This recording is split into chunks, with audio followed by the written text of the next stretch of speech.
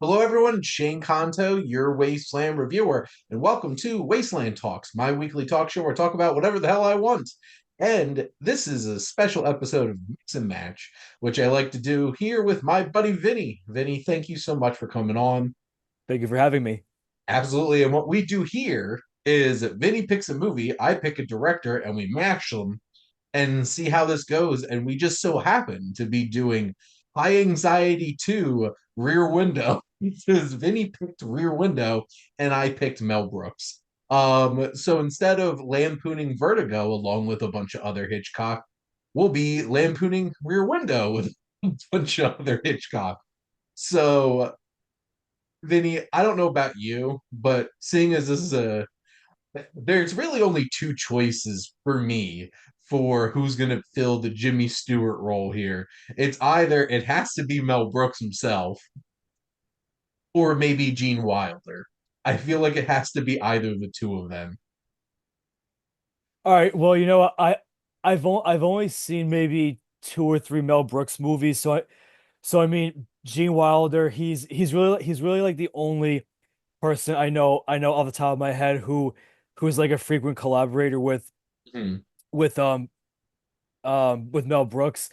So I mean, so yeah. I mean, I could totally go with that suggestion to uh to cast As yeah. Mr. Jeffries. Yeah, no, I was gonna say I keep wanting to say Billy Wilder, but Gene Wilder. Yep. Um, yeah. So Can I make two non Mel Brooks suggestions, sure. or you want to keep it with Mel Brooks? Well, you say what you want to say because I have a couple ideas, but what were you going to suggest? So like I was probably gonna say either Brad Pitt or Bradley Cooper because because they not because like they have like that perfect mix of like real acting talent and movie star charisma, and Hmm. the, and that's what Jimmy Stewart had, and Alfred Hitchcock. You know, he worked with a lot of people who were both movie stars but also had like legit acting talent, Hmm. and and the two of them really do have chemistry, like chemistry with like really anyone like anyone who they're paired with. Like I mean, as far as the movies that I've seen with them in it. So and like and like and like Hitchcock, like I felt like he was really good. He was really good at like pairing people up to get like the best chemistry possible. So I mean, I could definitely see Bradley Cooper or Brad Pitt playing Jimmy Stewart's character.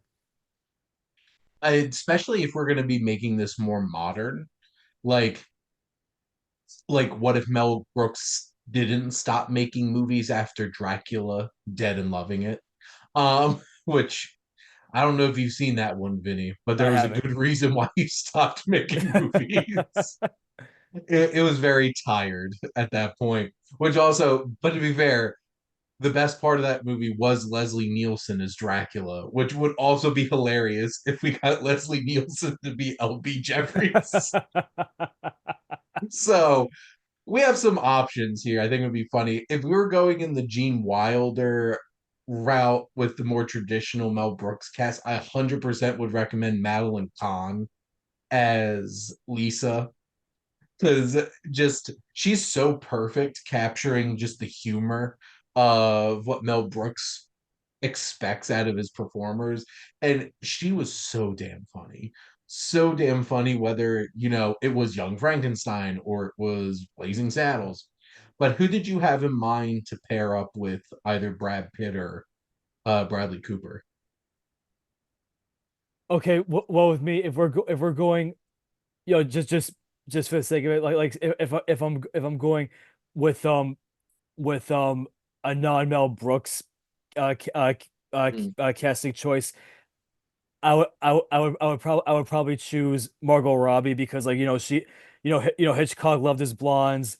Margot sure Robbie, did. she's she's a famous blonde actress these days, and she does have a lot of acting talent to carry a film alongside Bradley Cooper or Brad Pitt. But if I'm going with, but just to get back on the Mel Brooks track, if I had to choose Elisa, I would probably go with Terry Garr because because because be- Nice. because not only is she a blonde, like I thought she was really funny in Young Frankenstein. Oh, Terry Garr's hilarious. So, if you were going trying to lampoon the age-old tradition of Hitchcock loves his blondes, I think Terry Garr would be a fantastic choice to go there. Um, the tricky thing is in a lot of his films, there's not a whole lot of women to draw upon. Like it's either there's like a couple of them, but I feel like Stella, like the woman that like helps him out and everything, has to be Cloris Leachman. Like I feel like that has to be the case if you're going full blown into like this Mel Brooks, because like she is so damn funny in Young Frankenstein and specifically High Anxiety too, where she is a Nurse Ratchet type of just like very cruel, very controlling mental institution nurse.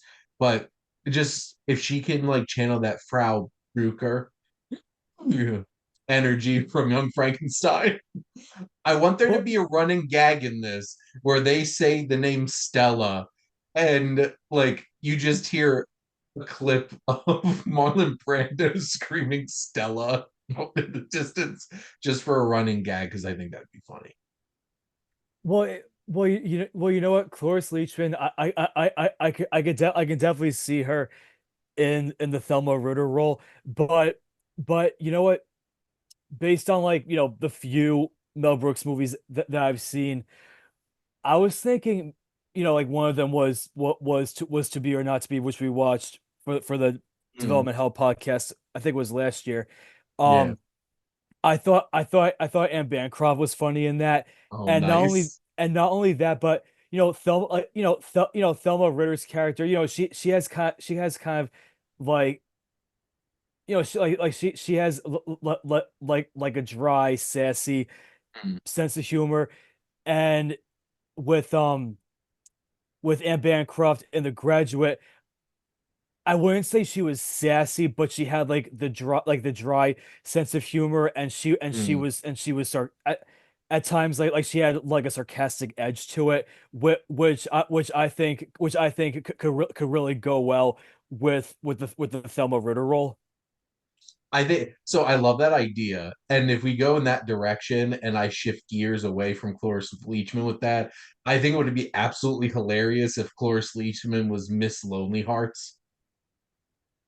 Oh, It's like, it's not who you would expect to be this character. And I feel like she could do all of the like she has to do a lot of acting like on her own, mhm. like in her space. And I think Cloris Leachman would kill with that. It would definitely be hilarious. Like it's very obvious that we're going and like I feel like it would have to be like older for Leachman too. They like have to age her up if this was like this era of Mel Brooks movies. Because I just think that would be it would subvert expectations for a great gag that like this young lonely woman is just Cloris Leachman and like it, I think another funny gag on top of that would be her walking around with her extremely pointed bras, like she had specifically in High Anxiety. Uh, there's some fun stuff here. I feel like a fun. Did you? I think one of the big pieces, obviously, is Mr. Thorwald. Oh, I have an idea for him, but Okay, I'll let you go do it. first. No, no, you go first. Tell me what you have in mind. I I I was thinking. See, like, I don't know. I don't know if this would be too much, but because this Mel Brooks character has a similar build to what's the Raymond Burr. Since this Mel Brooks character has a similar build to Raymond Burr, I would just trot out Peter Boyle in his young Frankenstein makeup. Oh my god, No, that's because hilarious. I could just imagine Gene Wilder and Terry Garr or Malik Khan, whoever you get to play Lisa, just like looking through their binoculars and just seeing the seeing the Frankenstein's monster fight, like have a fight with his wife, and just seeing Frankenstein's monster be like just yeah, just being like that. Which, if we went in that direction, his wife would have to be played by Madeline Kahn with the whole hair and everything. Oh man, I that did not cross my mind. It's hilarious because I feel like there's a few really good options here because one, if you really wanted to go in great like Mel Brooks villainy, you get Harvey Korman, Hedy Lamarr. That's Headley. Because like I feel like he would he would have like the menace and just the attitude of down perfectly. I also thought Dom DeLuise, if you really wanted to Oh lean my into God. this being silly, that would be hilarious. And the last option would be Kenneth Mars, who plays he plays the Nazi in the producers who write Springtime for Hitler. And he's also the constable with the like Dr. Strangelove hand What? in Well, Young Frankenstein. actually, speaking of music, if you want to have the guy who wrote Springtime for Hitler from the producers, you can have him play I mean, I know he doesn't really I know he doesn't get any lines, but to No, keep in I 100% like he should be playing that piano at the yes, party. yes. Oh man.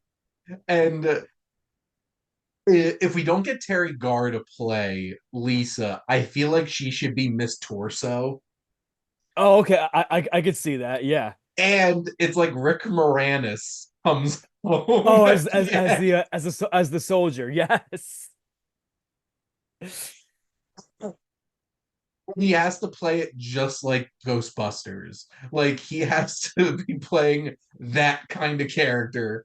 Oh man. Because that's the thing. Because this movie can really just be a bunch of random Mel Brooks character actors just plopped into these little random roles. And like this would be so much fun. Like I would 100% watch this movie because there's so much potential just to have all these really silly gags and with the right actor reacting to all of this. And now I'm just imagining the very end with like it's like he's coming at him and he's doing the flash bulbs and he'd be like No, because like um Peter Boyle, like Frankenstein's monster, as he's like bumbling towards Mr. Jeffries, like he could just he have his arms out like a typical Frankenstein monster and try and be just like trying to like grab a hold of Mr. Jeffries' hmm. throat, just being like, "Rah!" Who did we get for the cop? I oh Doyle. I I have an idea, but I'm gonna let you go first. Oh, who? Because like I feel like oh, see if Kenneth Mars isn't playing the piano guy, now I'm just imagining him being like young Frankenstein, accurate constable with his whole like he's talking like that. Um, but I'm trying to think. I feel like it would be funny if it's just like a completely random, like really famous person that's popped up in like a Mel Brooks movie before. Like even if it's like Gene Hackman because of like the small cameo he has in Young Frankenstein, where it's just like, why is this ridiculously famous actor just playing this cop here? Um, oh, I feel like that's the that's the best I have at the moment. But what did you have in mind? All right, so for me, again, I'm sorry, I only have what like two or three Mel Brooks movies Mm, to like draw upon for possible casting choices, but I because this guy has like he obviously has like a very like distinct look because of mm. his misaligned eyes. I'd like to see Marty Feldman as Lieutenant Doyle, because just seeing him like interviewing Mr. Jeffries, trying to gather all the details and just like have just like having him in a in like an authoritative role, and just like I just think it would be hilarious to see him as such a I am character. disappointed in myself that I did not think of Marty Feldman earlier. But like that, I co-sign that casting for him to be just a detective. And like I'm imagining like he has like a fedora and an oversized like detective like trench coat because he's such a tiny man. And I think that would just be really funny if he's in this like obnoxiously oversized outfit. Yeah, and also shoes that are too big for him. Yes. This would be so much fun. I I think we got another winner on our hands. And And they now 100% should name this movie High Anxiety 2. Um I'm trying to think if they could come up with something like fun play on words instead of Rear Window, but I do feel like High Anxiety 2 Rear Window is silly enough to just work because it's like it's such a dumb title. Oh, and then and then Mel Brooks writes he writes all of his movies, correct? So he would write this. I think he generally writes on a lot of his movies. Like Young Frankenstein, he did with Gene Wilder, Mhm. because it was Gene Wilder's idea, and he wanted Mel Brooks to direct it. And his only caveat was you cannot star in it; you have to just direct it because like he didn't want him pulling double duty. Mhm. So, but generally, yeah, Mel Brooks writes his own stuff. I'm pretty sure he won an. Did he win an Oscar for the producers? I think he did, or at least I got don't nominated know. for writing that. I would low key like to find a place for Zero Mostel in this, also from the producers, because he's fantastic. But overall, I think we have a lot of fun ideas here. And yes, he did win an Oscar for Best Writing Story and Screenplay, original screenplay for the producers. So And now because I'm trying to think, because the producers was a musical, and with Young Frankenstein there was the whole musical number with I know Young Frankenstein wasn't a musical, but you know they had the whole they had the whole put it on the Ritz number. Are we are we putting in like a just yes, like a token musical number for our 100%. Mel Brooks's Rear Window? I feel like the movie. So I feel like we have to open like it does with like all like going across the like the whole courtyard and everything. And then it goes into like a Disney style opening musical number, like straight out of Beauty and the Beast, where all the town folk, like everybody in these apartments starts singing a song. You know what actually what actually would be funny is if Mel Brooks misleads people into thinking it's a musical. He'll have he'll have the music he'll have the musical number in the opening sequence, setting expectations, and And then then not a there's single one the rest yes. of the movie.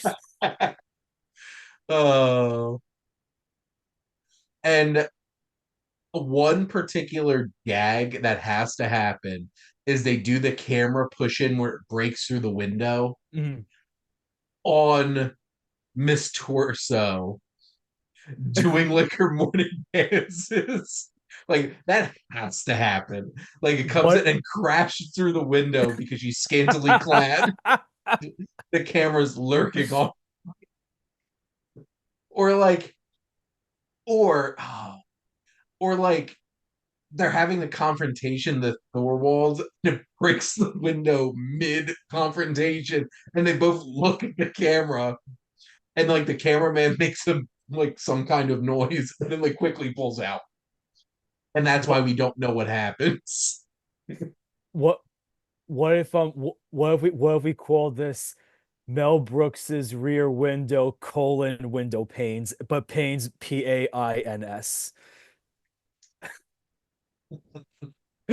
I love it. No notes. I would see this movie, and this would make at least $100. Uh, Unfortunately, this is going straight to Hulu because it's 2025. Boo. But Vinny, thank you for coming on and humoring me. It was so funny when you were just because before we start recording is when we reveal to each other what we picked. And when you were like Rear Window, I'm like, oh no, we're doing another spoof because I got Mel Brooks. So this is a fun time. But Vinny, thank you as always for coming on and humoring me with some mix and match. Thank you again. It was a lot of fun. And thank all of you out there for always tuning in and supporting your Wasteland Reviewer.